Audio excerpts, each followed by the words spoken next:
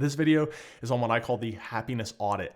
And it's one of the most powerful and just really practical tools that I've ever implemented in my personal life. And the kind of core concept is getting both your own and an external perspective on how happy you are so that you can have a sense of like a metric of how you're doing with respect to this. Because particularly when we think about like mental health, well-being, quality of life, it's much harder to assess than things like, your physical health, where you can step on a scale, or you can go get your body fat measured, or you can take some sort of test, or, in your achievement, it's like how much are you crossing off your list, or how much money are you making.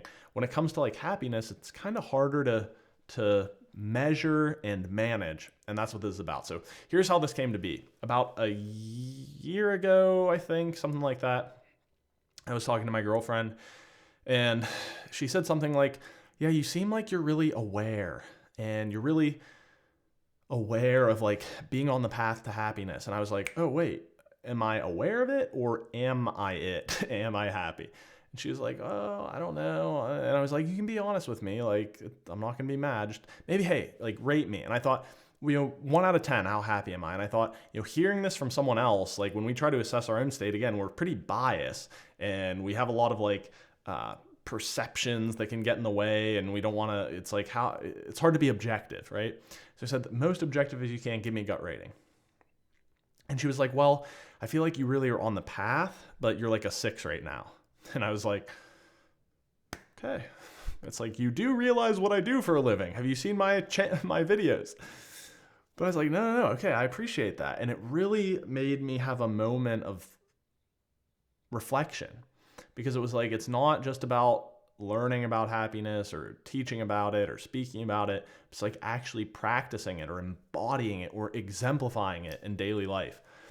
And so I decided to talk to like 4 or 5 other people that I spent the most time with and try to get like, again, a non-biased or like a third party observation of how happy am I. And so I asked a few people around me, and I got that number, and then I did my own number. And so the other thing you have to keep in mind as you do this is you want to knock down other people's ratings a little bit. Well, why do I say that? It's something called the ugly baby effect that I learned about in running startups and entrepreneurship, where anytime you have like a business idea, people are going to say, oh, that's super cool. Yeah, I'm in. And then you ask them for money, and then usually they're like, oh, well, maybe later, or I don't know about right now. So it's the idea that people don't want to tell you your ideas are bad. People don't want to tell you your baby is ugly. You never show someone your baby and you're like, oh, that thing's effed looking. It never happens. Same thing, there's an ugly baby effect with happiness. No one wants to tell you, oh man, you're fucking miserable. It's like, no one's going to say that. So you want to knock down their ratings a little bit. I think of it as something like, if someone tells me I'm a 6 out of 10, no one's going to really rate me like a 3 or below. So I subtract 3 from that. And it's like, okay, 6 out of 10 becomes like a 3 out of 7, which is, I don't know, a little less than 50%, which is not that good. So here's how you can apply this audit. Let me step back. So the first is you're going to just gut reaction, try to rate yourself from 1 to 10. And then 4 or 5 people, you want to explain to them kind of what you're doing, but you just want to say, hey, just be objective here. Just really don't worry about how I'm going to react. I'm not going to be upset. Just the best thing you can do for me is be brutally honest if you need to be. Gut reaction, what's your rating? Again, this is a very non-scientific way of measuring this, but it's useful. So you're going to get the average of those few people, and then you're going to get your number, and you're going to compare them first. So if you are much higher than the number that other people are giving you, it could be that you're maybe a little bit stressed, or you're not in the best place, but you are having a hard time admitting that to yourself. If your number is much lower than other people's, you may not realize how good you have it and how good of a friend you are and how much you brighten other people's lives. If the numbers match up, of course, then kudos to you, because it means that you're probably being fairly objective. And then the final thing you can do if you want is average those 2 numbers together to get your final number. That's what I do. And so I think the last time I did this, I was like an 8.1 or something. So moving in the right direction. But the reason this is so powerful, like I said, is because it's so hard to be objective when we try to assess how we're doing in this regard.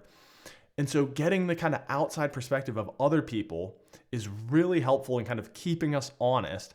And then we have a kind of a baseline measure so we can say, hey, over time, am I moving in the right direction? And again, you don't want to obsess over this. It's not super scientific, but if, for instance, right now, my friends rate me as like an 8, and I rate myself as a 7.5, and so I'm at like a 7.8. And then 6 months from now, I'm at like a 6. It's like, oh shit, I need to change things. Or if I rate myself and a year later, I'm at a 8.5, it's like, I'm really moving in the right direction. And so simple protocol for applying this happiness audit. I do it every 6 months. I think that's a good time. You can do it once a year, maybe every 3 months, but you don't want to do it too frequently because it's kind of a lot to ask for people to give you this rating because sometimes they think it's weird. But you say, okay, every 6 months, I'm going to check this and I want to focus on it moving in the right direction. So I'm going to rate myself real quick. I'm going to have 4 or 5 people I spend the most time with give me their rating. I average that. I look at the 2 numbers and then turn it into my final happiness audit metric or whatever you want to call it and try to make that number improve over time. And so I think that's a really useful tool to keep yourself honest, to help you optimize for happiness, and just give you, again, a non-scientific baseline to say, how am I doing? Am I moving in the right direction? Am I moving in the wrong direction? Etc. So I hope you found this video helpful. Again, I encourage you to start the happiness audit immediately. I've done about 3 or 4 of them now. Thankfully, my number's gone up slightly every month, but it's really helped me remember what the important things are in life, or what the important thing is in life, I should say, and hold me accountable to living my best life, as cliche as that sounds. So here's a video that YouTube thinks you'll like. As always, I have a bunch of resources down below, and I hope this video was helpful. As always, you can come to my channel for tools from the art and the science of happiness to help you be at your best in both work and life. But that's all for now. So thanks for watching. This has been Jackson Kirchis, and I'll see you next time.